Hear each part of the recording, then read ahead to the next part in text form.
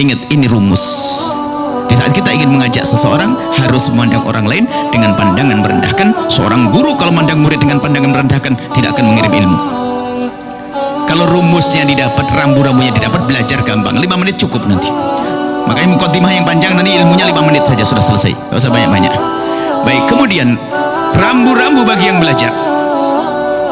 Rambu-rambu bagi yang belajar harus ada mahabbah dan adab kepada seorang guru. Sama, guru harus punya mahabbah dan adab kepada murid. Guru punya adab kepada murid, bukan murid toh yang beradab kepada guru. Imam Ahmad itu kalau sama muridnya hormat banget. Kalau menegur tuh pelan-pelan istri. Negurnya halus. Gurunya beradab sama murid. Guru beradab sama murid, muridnya harus beradab sama guru. Jadi kalau bagi murid, kalau kita menjadi murid, apa yang harus ada pada kita agar ilmu mudah kita dapat? Sederhana, harus ada mahabbah, ada cinta di hati kita kepada sang guru, dan ada adab. Mahabbah itu ditandai, mahabbah ditandai apa? Kita sering mendoakan guru kita. Kemudian yang kedua, tanda cinta kita. Maka kalau kita punya guru, siapapun mungkin yang mengajar kita satu ayat atau apa, biasa akan mendoakan. Dan kalau ada seorang murid mendoakan gurunya, itu adalah kepentingan murid, bukan kepentingan seorang guru. Sebab seorang guru sudah didoakan langsung oleh Rasulullah, dan semua penghuni langit mendoakannya, dan penghuni laut mendoakan seorang guru. Maka kalau kita bisa mendoakan guru, keberuntungan bagi kita. Kemudian yang kedua, jangan membicarakan kejelekan seorang guru. Kalau kita melihat kejelekan seorang guru, anggap itu adalah musibah besar bagi seorang murid. Bencana seorang murid, tantangan berat seorang murid kalau dibukakan oleh Allah aib gurunya. Naudzubillah, hilang cinta saat itu. Makanya orang-orang dahulu tuh kalau dibukakan aib gurunya tuh menangis dosa, kekotoran hatinya langsung dikoreksi. Misalnya seorang murid lihat gurunya melakukan kesalahan dan menyalahkan gurunya, dia langsung mengatakan, ya Allah, kenapa kau tampakkan kekurangan guruku di mataku, takut aku kurang cinta ya Allah. Menangis dia. Sehingga mereka di saat mau belajar, lihat Syekh Hashim Asy'ari dalam kitab Adabul Alim wal Muta'allim, beliau menyebutkan salafuna, ulama dahulu tuh kalau calon-calon waktu sebelum menjadi ulama, kalau mau belajar itu bersedekah. Setelah bersedekah itu berdoa, ya Allah, dengan sedekahku ini Allah, tutuplah kekurangan guruku agar tidak terlihat olehku. Makanya kalau ada murid mencari kesalahan guru, dijamin dia nggak akan dapat ilmu.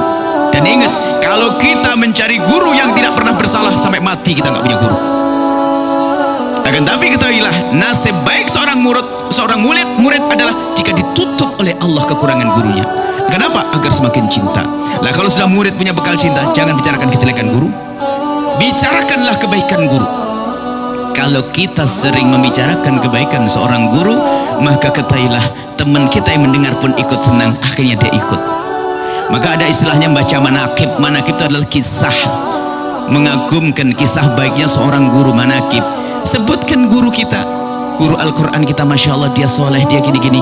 Kalau kita bercerita kepada sahabat kita akan terpesona. Setelah dia terpesona akan ikut dia. Lihat, mengajak orang dalam kebaikan. Tapi kalau kita ngomongin kejelekan seorang ustadz, lihat, kita tidak akan dapatkan ilmu. Ada mahabbah. Maka kalau sudah orang mahabbah, adab tata krama itu, adab itu disesuaikan ya. Adab itu ya tata krama, kita mengerti, mendengar, patuh, sopan santun. Kalau seorang murid tidak punya adab dan tidak punya cinta kepada guru, biarpun yang mengajar seorang wali kutub, wali besar pun gak akan bisa dapat ilmu. Yang ngajar Syekh Abdul Qadir Jailani gak akan dapat ilmu. Bahkan biarpun yang mengajar Nabi Muhammad SAW, maka ketahuilah dia tidak akan dapatkan ilmu, karena tidak punya mahabbah. Ada contoh alim hebat, pinter, cuma tidak punya adab dengan Rasulullah, tidak punya mahabbah dengan Rasulullah, maka menjadilah dia Ustadz Abu Jahal. Tahu? Kenal? Abu Jahal itu alim, tidak ada ayat tidak ada ayat Al-Quran turun kecuali dia hafal.